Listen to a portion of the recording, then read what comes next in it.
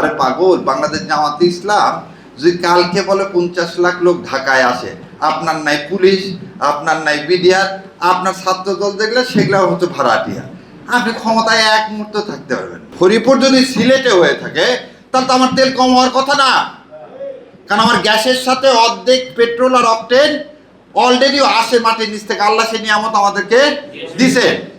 বাকিটা আসে কোথায় থেকে? ইন্দোনেশিয়া আর মালয়েশিয়া থেকে, কখনো কখনো আমরা চায়না থেকেও নিছি। আপনি এখন বলেন, আপনাকে যে বললো ইরানের যুদ্ধের কারণে আপনার তেল নাই, এটা কি সত্য না মিথ্যা কথা? তাহলে এই যে মিথ্যার উপর দিয়ে একটা লোক ঢাকার জন্য কি করা হয়? এই ক্রাইসিসটা তৈরি করা হলো যাতে জুলাই শরতে আমরা কোনো আন্দোলন না করি। আরে পাগল, বাংলাদেশ জামাতে ইসলাম যদি কালকে বলে 50 লাখ লোক ঢাকায় আসে, আপনার নাই পুলিশ, আপনার নাই বিডিআর, আপনার ছাত্র দল দেখলে সেগুলো হচ্ছে ভাড়াটিয়া, আপনি ক্ষমতায় এক মুহূর্ত থাকতে পারবেন না। কিন্তু জামাত ইসলাম কিছু বিশ্বাস করে, ওয়ালাসরিনিল ইনসানা লাফি খুস ইল্লাল্লাযিনা আমানু ওয়া আমিলুস সালিহাত ওয়া তাওয়াসাউ বিল হক ওয়া তাওয়াসাউ বিস সবর। আমার আমির জামাতের এই সবরকে আপনি যদি দুর্বলতা ভাবেন তাহলে ক্ষতি আপনার, আমার না। কারণ আল্লাহ জমিনকে প্রস্তুত করছে বলে আপনাকে চুরি করে ক্ষমতায় আসতে হয়েছে, তাই কিনা বলেন? নবী যখন প্রথম মদিনাতে যায় তখন কি তাকে ক্ষমতা দিতে চাইছিল ইহুদিরা?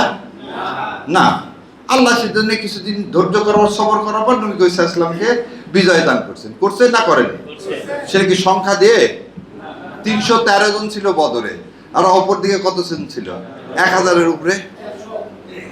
তাহলে 1300 লোকের সাথে বা 1000-এর উপরে, 1300 বলবে না কারণ সবসময় শহীদ আছে 1000-এর উপরে, তাহলে 300 জন আর 1000 সংখ্যাতে বিজয় হয়। ওহুদে আবার তাহলে আপনি হারলেন কেন? ওহুদে তো আপনার সংখ্যা অনেক বেশি ছিল, কিন্তু আপনি হেরে গেছেন।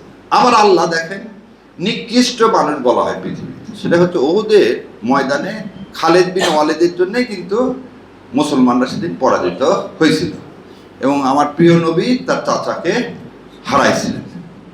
সেই খালিদ বিন ওয়ালিদকে আল্লাহ কি দিলেন?